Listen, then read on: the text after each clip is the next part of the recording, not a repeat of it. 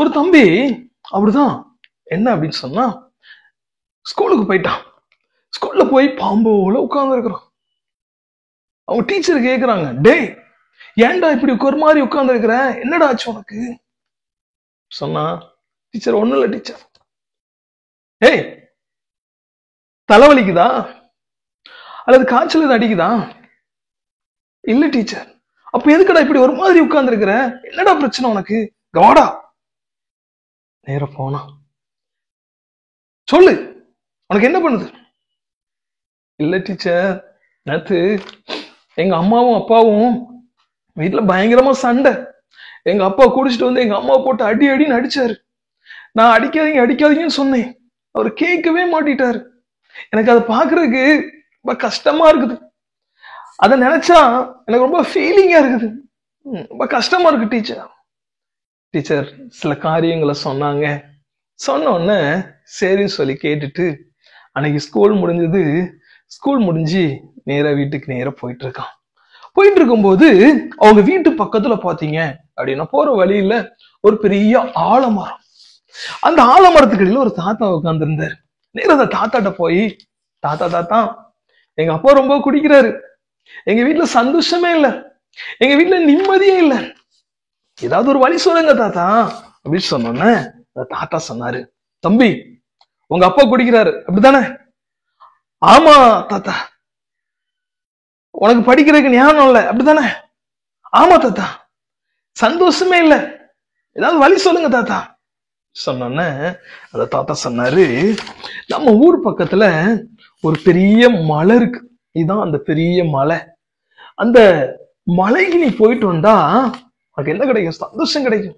இந்த மலைக்கு போயிட்டு வந்தா இனி உங்க அப்பா குடிக்கவே மாட்டாரு. இந்த மலைக்கு போயிட்டு வந்தா இனி உங்க வீட்டுல சந்தோஷம் கிடைக்கும். இந்த மலைக்கு போயிட்டு வந்தா இனி உங்க வீட்டுல உங்க அம்மா அப்பா சண்டையே போட மாட்டாங்க, ரொம்ப சந்தோஷமா இருக்கலாம்டா.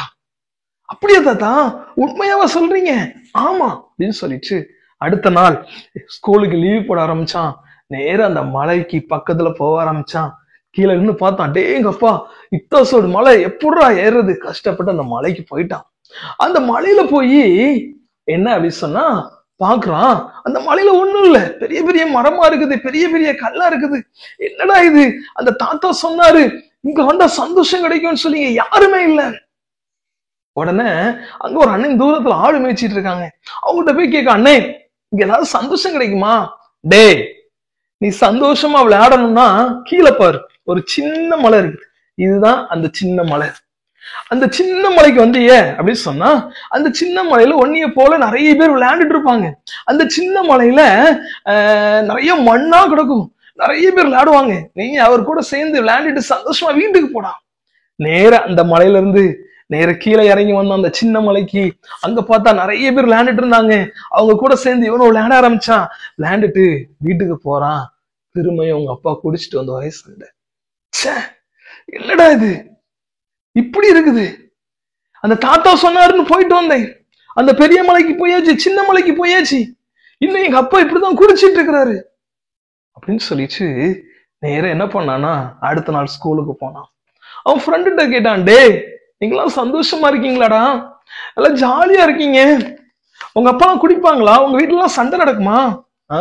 நடக்கவே நடக்க. என்னடா பண்றீங்க? டேய் நீ சந்தோஷமா இருக்கன்னா என்ன பண்ணணும்னா பிளைட்ல போகணும்டா, பிளைட்ல போனாதான் இந்த உலகத்துல சந்தோஷம் கிடைக்கும்டா அப்படின்னு சொன்ன உடனே அவன் ஃப்ரெண்டு சொன்னான், பிளைட்ல போனா சந்தோஷம் கிடைக்கும்னு சொல்லி கொஞ்சம் கொஞ்சமா பணம் சேர்க்க ஆரம்பிச்சான். இந்த பிளைட்லயும் பறந்து பார்த்தான். அவன் வாழ்க்கையில சந்தோஷம் இல்லை, அவன் வாழ்க்கையில நிம்மதி இல்லை, அவன் வாழ்க்கையில மகிழ்ச்சி இல்லை. அப்பதான் யோசித்தான், இனி இந்த உலகத்துல வாழக்கூடாது, இந்த உலகத்துல வாழ்ந்தா எப்பவும் அழுதுகிட்டே இருக்கணும், இந்த உலகத்துல வாழ்ந்தா எப்பவும் சந்தோஷம் இல்லாம இருக்கணும், எப்பவும் நிம்மதி இல்லாம இருக்கணும். அதனால இந்த உலகத்துல இனி நான் என்ன செய்ய மாட்டேன், வாழ மாட்டேன் அப்படின்னு சொல்லி அந்த தம்பி அப்படியே அழுதுட்டே உட்கார்ந்துருந்தான். அப்பதான் இதை என்ன பண்றாருன்னு ஒரு அண்ணன் பாக்குறாரு, தம்பி ஏன்டா அழுற, நடந்ததெல்லாம் சொன்னான். ஏய் அங்கெல்லாம் கிடைக்காதுடா, நான் ஒரு இடத்துக்கு கூட்டு போறேன், அங்க வாரியா? அண்ணே வேண்டானே, நான் எங்கேயும் போலனே, இனி இந்த உலகத்துல நான் வாழலனே. தம்பி அங்கெல்லாம் கிடைக்காதுடா, ஒரே ஒரு இடம் இருக்குது, அந்த இடத்துக்கு வந்தீங்கன்னா கிடைக்கும் அப்படின்னு சொன்ன உடனே கடைசியா போய் பார்ப்போம்னு சொல்லி அந்த தம்பி வந்தான். எங்க அப்படின்னு சொன்னா, ஒரு அழகான ஒரு சர்ச் இருந்து, அந்த சர்ச் பக்கத்துல பாத்தீங்க அப்படின்னு சொன்னா ஒரு அழகான ஒரு சிலுவை இருந்துச்சு. அந்த சிலுவை கிட்ட கூட்டு வந்தாங்க. தம்பி, உனக்கு இந்த உலகத்துல சந்தோஷம் வேணும்னா இந்த ஏசப்பாட்ட வரணும். இந்த உலகத்துல உனக்கு மகிழ்ச்சி வேணும்னா இந்த ஏசப்பாட்ட வரணும்.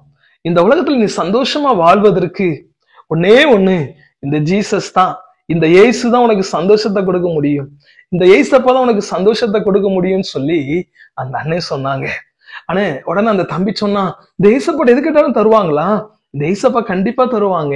ஏன்னு சொன்னா அவங்க உனக்காக ஏசப்பா உயிரை கொடுத்திருக்கிறாங்க. அவங்க எல்லா ரத்தத்தையும் இந்த சிலுவையில சிந்துனாங்க. உங்க அப்பா குடிக்கிற அப்பாவை மாறணும்னா இந்த ஏசப்பாட்ட கேளு. உனக்கு ஞானம் வேணும்னா இந்த ஏசப்பாட்ட கேளு. உனக்கு சந்தோஷம் வேணும், சமாதானம் வேணும்னா இந்த ஏசப்பாட்ட கேளு. இந்த ஏசப்பா உனக்கு சந்தோஷத்தை கொடுப்பாங்க, இந்த ஏசப்பா சமாதானத்தை கொடுப்பாங்க. அதற்காக தான் ஏசப்பா அந்த உலகத்துல வந்தாங்க. தம்பி, இந்த ஏசப்பாட்ட ஜெபம் பண்ணுவியான்னு சொன்ன உடனே அவன் உடனே முழங்கால் போட்டான். முழங்கால் போட்டு ஜெபம் பண்ண, ஏசப்பா எனக்கு சந்தோஷம் தாங்க, எங்க அப்பாவை மாத்துங்க, எனக்கு ஞானத்தை தாங்கன்னு சொல்லி கேட்டான். ஏசப்பா ஞானத்தை கொடுத்தாரு.